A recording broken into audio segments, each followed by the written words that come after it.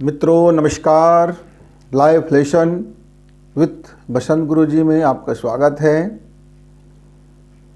भीतर में इतना अंधेरा, इतना अंधेरा, इतना बदबू, इतना सड़न, इतनी जलन, इतनी पाखंड भरा पड़ा है। और मित्र, हम बाहर में दिया जलाते हैं, हम बाहर के घर की रंग रोगन करते हैं, हम बाहर की साफ सफाई करते हैं, हम बाहर की स्वच्छता पर ध्यान देते हैं, लोग क्या कहेंगे कि पर ध्यान देते हैं, लोगों को दिखाने के लिए ध्यान देते हैं कि वाह देखो मेरा घर कितना चकाचक है, देखो मेरे घर में कालीन बिछा हुआ है, मेरा फर्श कितना चमकदार है, मेरी आहो कितना स्वर्ण से हम लदे हुए हैं, हीरे जवाहरात से लदे हुए हैं, सारी उंगलियों में राशि रत्न भरे पड़े हैं, घर में अथाह संपत्तियां हैं।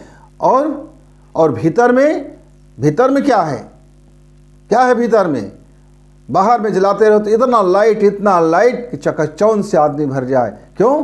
वो भीतर से उतना ही अंधेरा में है, वह भीतर से उतना ही गरीब है, वह भीतर से उतना ही कंगाल है, वह भीतर से उतना ही छूछा है, वह भीतर से उतना ही छूछा है। और बात रहा बड़ा घना है, अंदर से थोथा, बाहर से घना, थोथा चना बाजे घना, अधजर गगरी छलकत जाए। मित्र, ऐसी विडंबनाओं से भरा हुआ हमारी समाज है। हम दृष्टि करते हैं तो लोग बचपना से लेकर जवानी और बुढ़ापे तक उसी को मेंटेन करने में लग जाते हैं, मेरी बचपना की बात है। एक दिन मैं तमाम ऐसी घटनाओं को देखा करता था कि उनकी ज़िंदगी बाहर का अलग, समाज को दिखाने के लिए अलग, घर की ज़िंदगी अलग, और घर में से भी उनकी निजी ज़िंदगी बिल्कुल अलग। बाहर से बड़ा संत आदमी, बाहर से बहुत सज्जन आदमी, बाहर से बड़ा धर्मात्मा आदमी, बाहर से कितना अच्छा आदमी, पर अंदर से उसका जो कर्म था, अब उसको कुकर्म कह लीजिए, दुष्कर्म कर लीजिए, गलत आचरण कह लीजिए, अशोभनीय आचरण कह लीजिए, कुछ भी कह लीजिए, कहने के लिए क्या है, लेकिन उसकी कर्म ऐसे ऐसे हुआ करते थे कि आपको यकीन न होगा।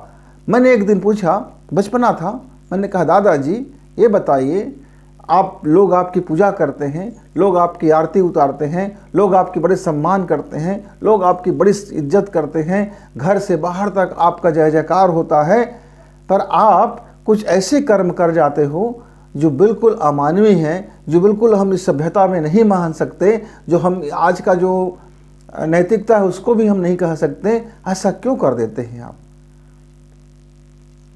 उसने मेरे भोले से प्रश्न को सुन करके मुस्कुरा दिया और जवाब दिया, क्या किया जाए बेटा, ये तृष्णा जो है बड़ा बलवती है। ये तृष्णा के कारण ही मुझे यह पाखंड करना पड़ता है। यह पाखंड इसलिए करना पड़ता है क्योंकि बचपना से आज तक हमको यही सिखाया गया कि लोग क्या कहेंगे, तो लोग को दिखाने के लिए आपको बाहर बाहर अच्छा होना पड़ेगा, आपको बाहर बाहर अच्छा होना पड़ेगा। आपके दीवार अंदर से कितना भी घटिया क्यों ना हो, उसके ऊपर पर्दा डाल दीजिए, एक वॉलपेपर लगा दीजिए, आपका दीवार सुंदर चमक उठेगा। भले ही अंदर से खोखला हो, दीमक चाट गया हो, भरभरा कर गिर जाए। वैसे ही जीवन के जो हमारी पाठ है, जो सबक हमको मिला है, वह यही मिला है कि दुनिया में आपको दुनियादारी में अच्छा दिखना है, एक मन नहीं है तो भी आपको किसी को प्रणाम करना है, आपका दिल नहीं है फिर भी किसी के सामने मुस्कुराना है, आपकी कतई इच्छा नहीं है फिर भी लोगों के सामने आपको मुस्कुराना है। बहुत सारी चीज़ें हैं जिसको हमको दुनिया को दिखाने के लिए करना पड़ता है, और इस करने पड़ने के चक्कर में पूरी घर, पूरा जीवन, पूरा परिवार न जाने क्या क्या क्या क्या होते होते कुछ का कुछ हो जाता है। ये तृष्णाएं बड़ी बलवती है। यह तृष्णा इतनी बलवती है कि मैं आपको बता दूं, मेरे बचपन की ही घटना जहाँ से मैंने सबक लिया था। एक हमारे शुद्ध शाकाहारी दादाजी थे, पड़ोस का था, मेरे घर के नहीं थे, लेकिन हम उसको गांव में, हमारे मोहल्ले में हम किसी के नाम नहीं लिया करते थे, रिश्ते से सबको बुलाया करते थे और रिश्तेदारियां भी निभाया करते थे। बचपना की बात है। तो मैंने देखा कि उस आदमी को मरणासन स्थिति में था, अब मरे कि तब मरे, मतलब मरना क्या, या सांस को टूटना था। तो उसके घर वालों ने चुपके से रात्रि काल में, चूँकि मैं किसी के घर में भी रात में 8-9 बजे तक रह जाता था। मैं मोहल्ले में थोड़ा सा मुझे अलग सम्मान प्राप्त था। तो मैंने क्या देखा कि तालाब से मछली ला करके रात्रि में चुपचाप बिना, जब पूरे हमारे मोहल्ले सोने लगे तब दरवाज़ा बंद करके उनके लिए मछली पकाया गया और उनको मछली खिलाया गया। क्यों? मैंने उससे पूछा, भैया आप ये क्या कर रहे हो? आपके पापा तो ज़िंदगी भर शुद्ध शाकाहारी रहे हैं, बड़े तिलक लगाते हैं, घंटी बजाते हैं और गोपाल जी की बड़ी सेवा करते हैं और वो तो शुद्ध शाकाहारी हैं। तो उसने कहा इनके मन में तृष्णा बच गया था मांस को लेकर के, खाने को लेकर के, अंडा को लेकर के, शराब को लेकर के, दुनिया भर की नशा को लेकर के। ये अंदर ही अंदर ललचाते रहे जीवन भर, लेकिन किसी को बताया नहीं। अंदर से ये तृष्णा से भरे रहे, वासना को लेकर के, कामना को लेकर के, लोभ को लेकर के, मोह को लेकर के, पूंजी को लेकर के, और ये बाहर से बड़े सादगीपूर्ण जिंदगी जीते रहे, क्योंकि इसका बाहर का छवि जो था बड़ा शानदार था। और ये उस दबाव में, उस शानदार होने के दबाव में, नैतिकता के दबाव में, वह अंदर में वो दबाते गए अपनी मन की इच्छाओं को, अपनी मन की कामनाओं को वो दबाते गए। ये अधूरी इच्छाएं, ये अधूरी कामनाएं बड़ा दुष्कर्म कराता है। ये छुपा हुआ कर्म हमारे सबसे बड़े दुष्कर्म में आ जाता है। ये छुपा हुआ जो मन में भाव है, ये हमें क्या से क्या बना देता है। तो मरने से पहले उनकी बड़ा ख्वाहिश था कि कुछ खा लूँ, कुछ देख लूँ, कुछ स्पर्श कर लूँ, कुछ सूंघ लूँ, कुछ चख लूँ। यानी कि इंद्रियां की जो उनकी तृष्णाएं, अधूरी इच्छाएं थी, वह तृष्णा में रह गया। स्पर्श छूने का, सुंदर शरीर छूने का, सुंदर चेहरा छूने का, सुंदर सुंदर चीज़ों को छू लेने का, जिह्वा खा लेने का, पी लेने का, स्वाद चखने का, आँखें किसी चीज़ को देख लेने का, कान जहाँ किसी के माध्यम से अपने विषय में कुछ अच्छा सुन लेने का, कुछ प्रेम का सुन लेने का, कुछ ऐसे ही सुन लेने का जो उनके मन भावन हो, कुछ ऐसा ही सुन लेना जो उनके मन भावन हो। तो ये सारे जो हमारे इंद्रियां हैं, सारे रस इंद्रियां हैं, ये रस इंद्रियां की जो तृष्णाएं हैं हमारे अंदर में दबी रह जाती है, और नैतिकता के चलते और ये आप दिखाने के चलते हम दबाते रहते हैं। मित्रों, यह बड़ी बलवती होती है, बचिए इससे, समझिए इसको। आप तृष्णा को, आप जितना मन की अधूरी इच्छाओं को दबाते रहेंगे, आपके तह खाना में वो दबता रहेगा, और वह तह खाना में आपके जीवन के वह बवंडर मचाता रहेगा। वहाँ वो बदबू से भर जाएगा, सीलन से भर जाएगा, वहाँ जलने की बदबू आएगी, वहाँ से सड़ने की बदबू आएगी, वहाँ से न जाने क्या क्या चीज़ की बदबू आएगी, और उपद्रव खड़ा होगा, और जीवन के अंदर में वह महा उपद्रव को जन्म दे देगा। क्यों? क्योंकि आप उसको दबा रहे हैं, समझ नहीं रहे हैं, न समझा रहे हैं, न समझ रहे हैं, बल्कि उसको दबा रहे हैं।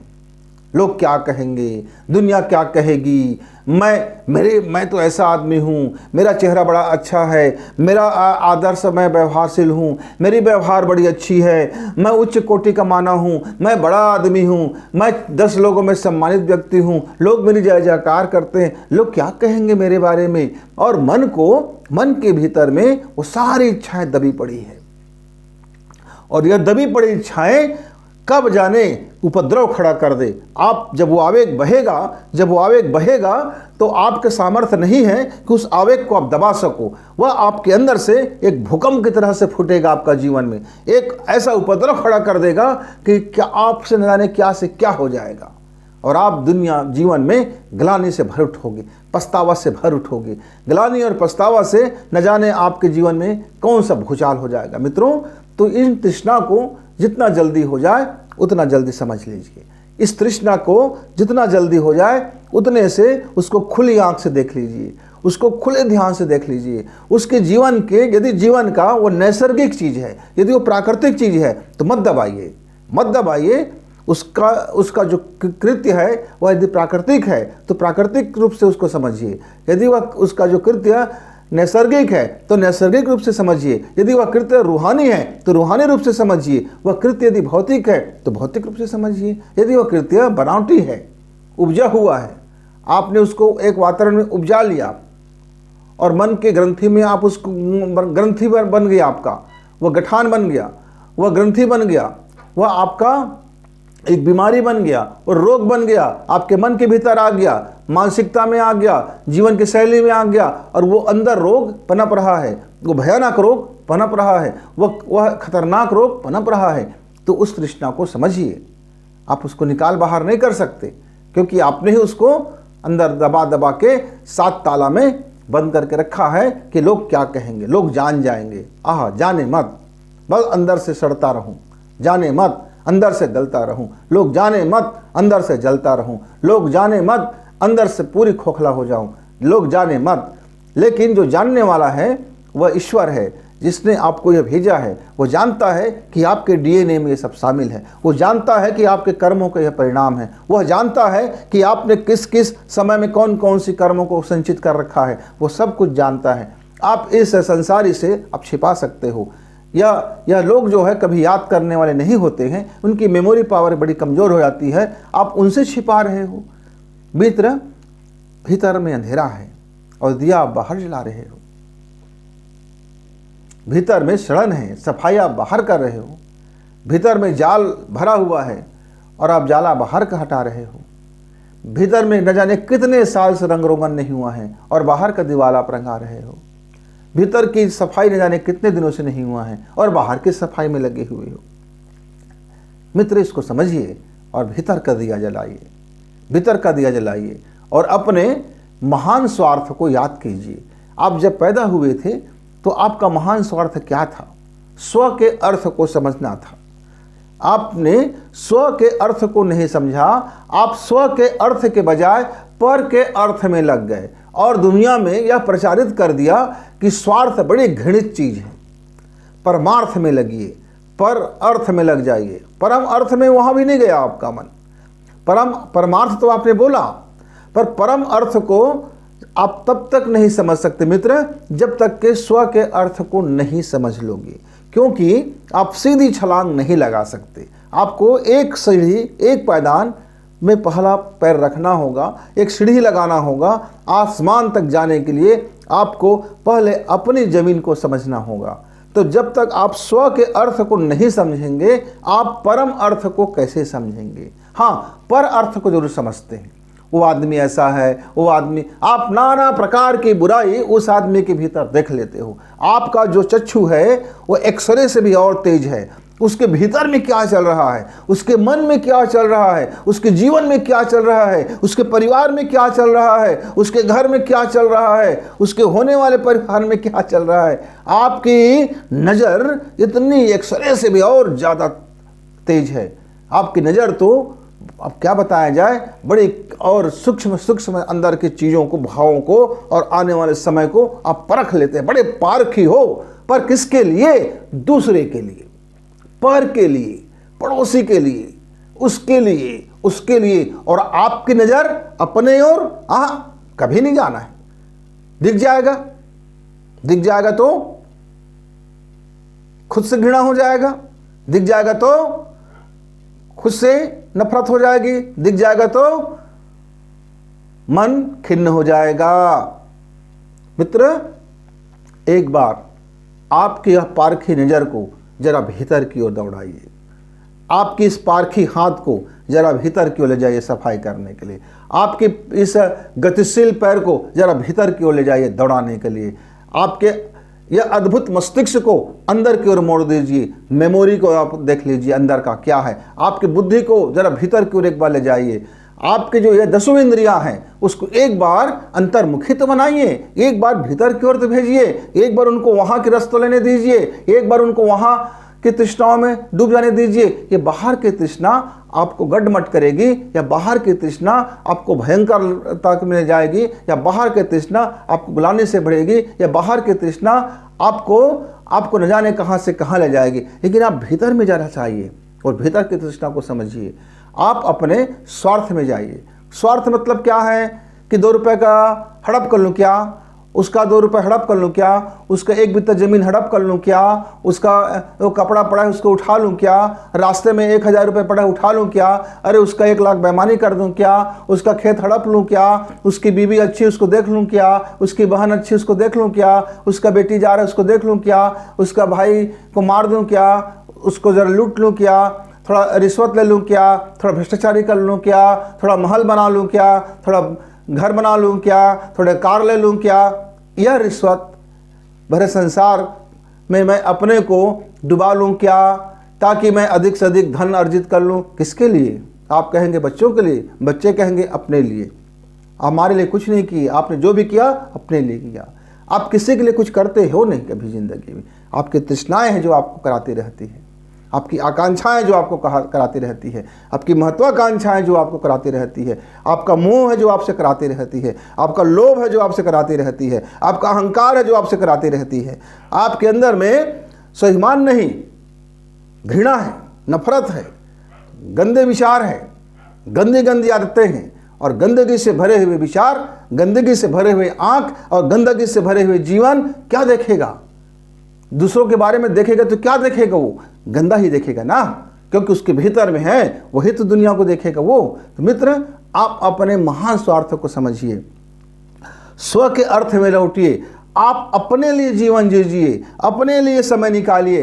आप अपने पैदा हुए हो, अकेले इस संसार में आए हो, इस संसार से अकेले ही जाने वाले हो। यह संसार में जो है, जो अपने अपने स्वार्थ के हिसाब से, अपने अपने लाभ के हिसाब से, अपने अपने सुविधा के हिसाब से हम एक दूसरे से जुड़े रहते हैं। हम एक सहकार से ज़्यादा हमारी भूमिका और कुछ नहीं होती। जब आप बुढ़े हो जाते हैं, जब आप किसी काम के नहीं रह जाते हैं, जब आप 80 साल के, 85 साल के और 90 साल के हो जाते हैं, तब देखते हैं कि संसार में ना मेरा बेटा मेरा अपना है, ना बहू मेरा अपना है, ना पोता मेरा अपना है, ना पत्नी मेरा अपना है, न फलाने मेरा अपना है, न पड़ोसी मेरा अपना है। तब उस समय आप रोते हो, मिमियाते हो, खींचते हो और अपने पे कुढ़ जाते हो। तब आपको अकल आती, फिर भी अकल नहीं आती, क्योंकि तृष्णा में फंसे रह जाते हो।